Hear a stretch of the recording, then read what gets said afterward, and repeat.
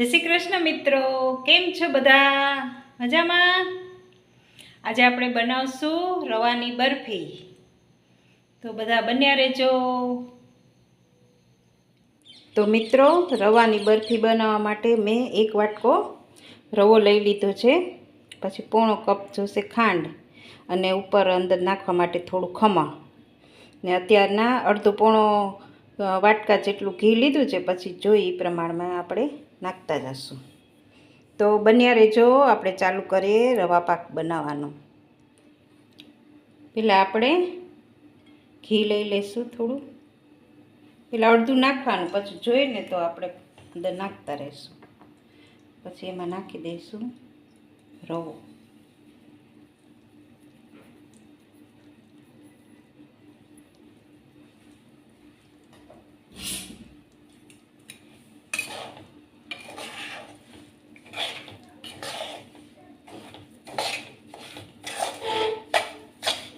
પછી એને ગુલાબી રંગનું શેકી લેવાનું. ધીમા તાપે શેકવાનો, એટલે રવો બરાબર સરસ મજાનો શેકાઈ જાય.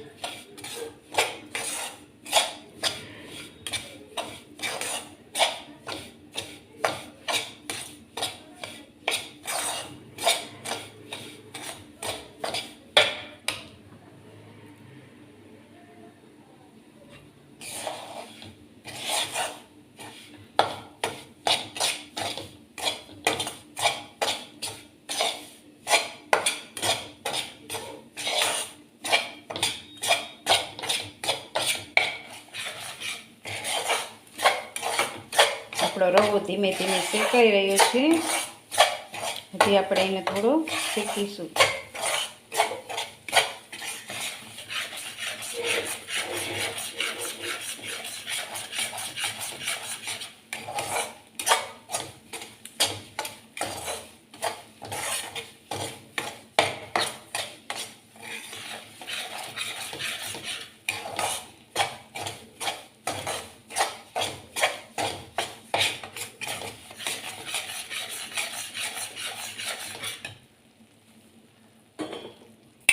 હવે રવો આપણો ધીમા તાપે શેકાય છે ને, તો આપણે બીજી બાજુ ચાસણી મૂકી દઈએ. તો પોણો કપ ખાંડને લઈ લઈશું અને ખાંડ ડૂબે ને એટલું પાણી નાખશું આપણે.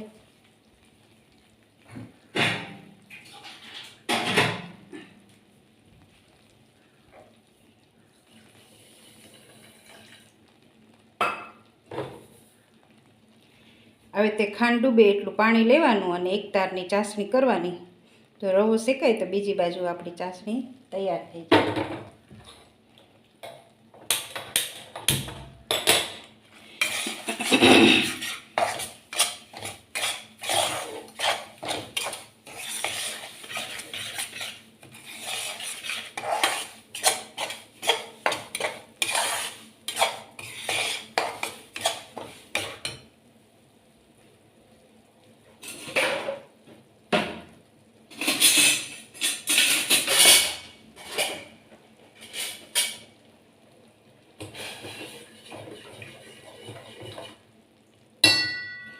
તમે કેવી રીતે બનાવો છો મિત્રો? મારી મમ્મી બહુ બનાવતા, બહુ સરસ બનાવતા. સીધું ને સરળ, તરત બની જાય અને બહુ બધા ઇન્ગ્રીડિયન્ટ્સ એ નથી જોતા આમાં. અને ટેસ્ટમાંય સરસ લાગે, મજા આવે.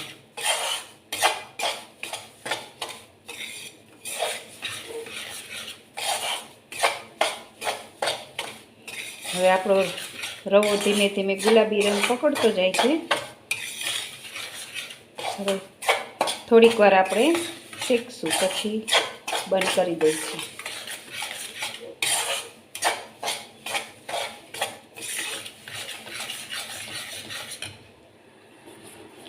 આ બાજુ આપણી ચાસણી બની રહી છે.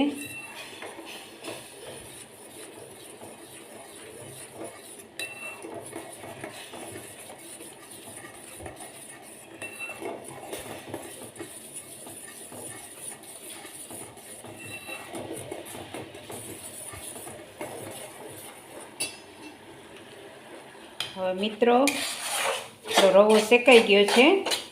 હવે આપણે ગેસ બંધ કરી દઈશું.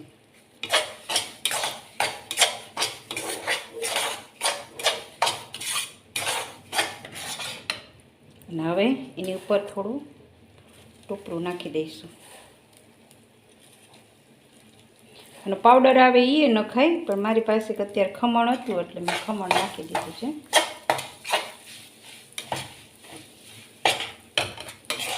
હવે ગેસ બંધ કરી દીધો છે. આપણે ચાસણી જોઈ લઈએ. આપણે હવે મિત્રો આપણી ચાસણી એક તાર જેટલી થઈ ગઈ છે.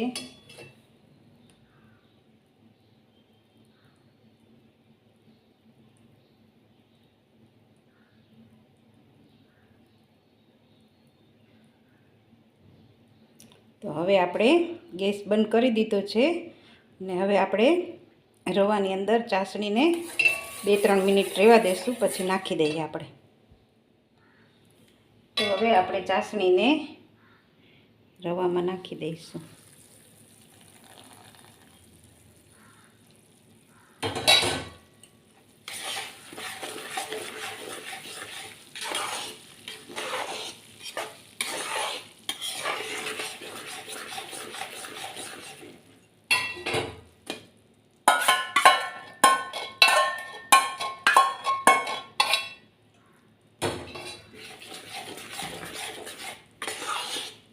પછી બરાબર મિક્સ થઈ જાય ને એટલે આપણે ગ્રીસ કરેલી થાળી છે, ઘી ચોપડીને રાખી છે, એની અંદર નાખી દઈશું.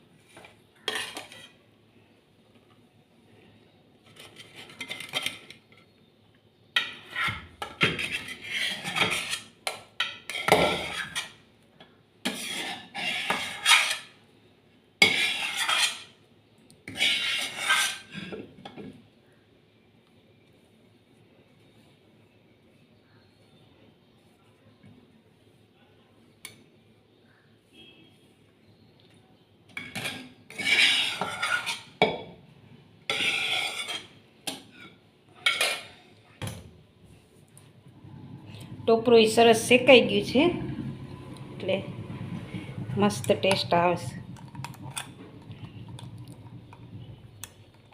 હવે આપણે એની ઉપર થોડી ખસખસ ભભરાવી દઈશું.